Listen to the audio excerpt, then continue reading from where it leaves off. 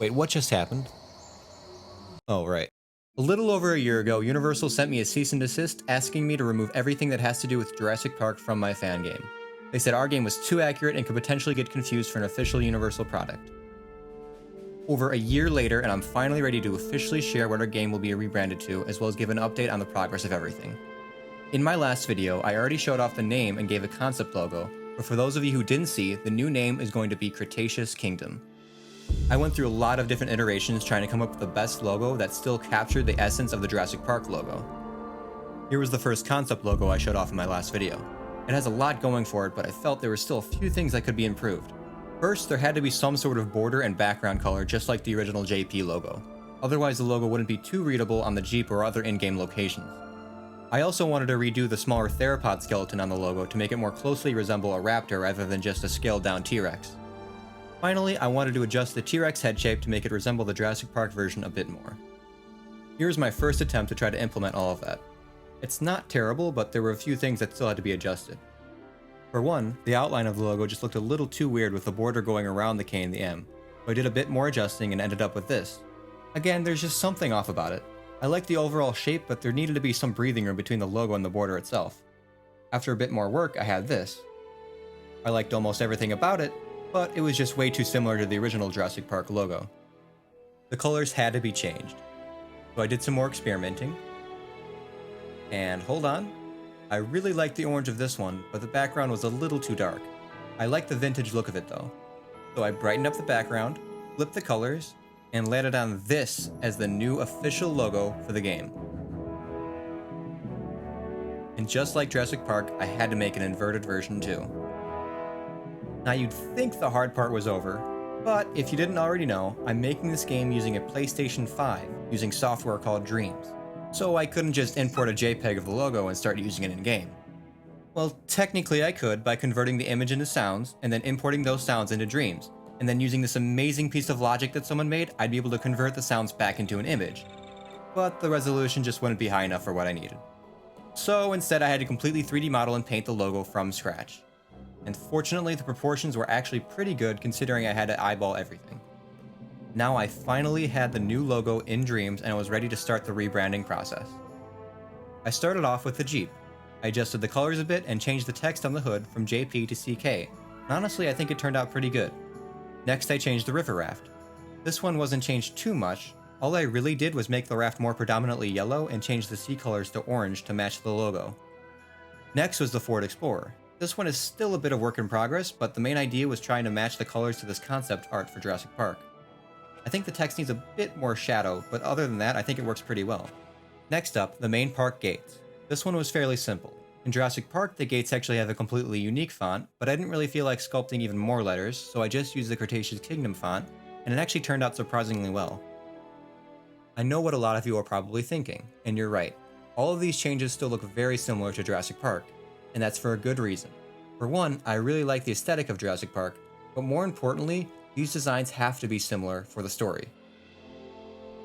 I know I said in the past that we weren't going to do a story mode anymore, but I changed my mind and I figured it wouldn't be too difficult to add a story mode to what we already have.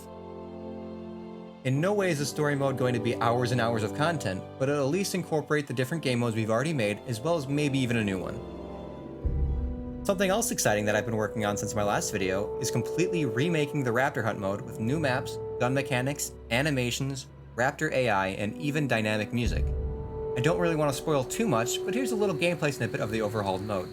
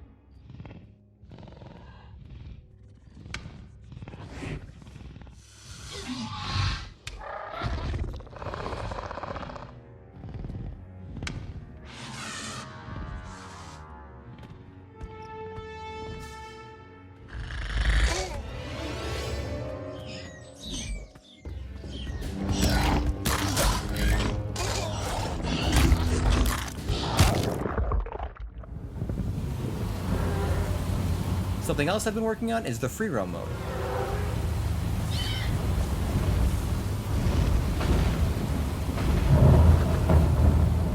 I've been slowly adding more and more scenes to the island, and I've even added a collectible system where your visitor center gets filled with different things depending on what you find around the island. However, I'm still trying to come up with other ways to make the free roam mode more interesting, so if you have any interesting ideas, please let me know in the comments.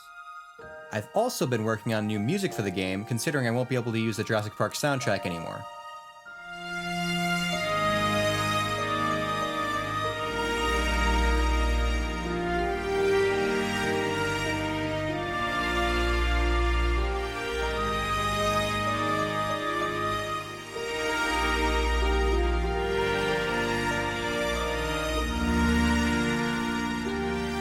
In my last video, I also said I was working on a new animation, and while that's still true, I've decided to put it on the back burner for a bit while I focus on other things.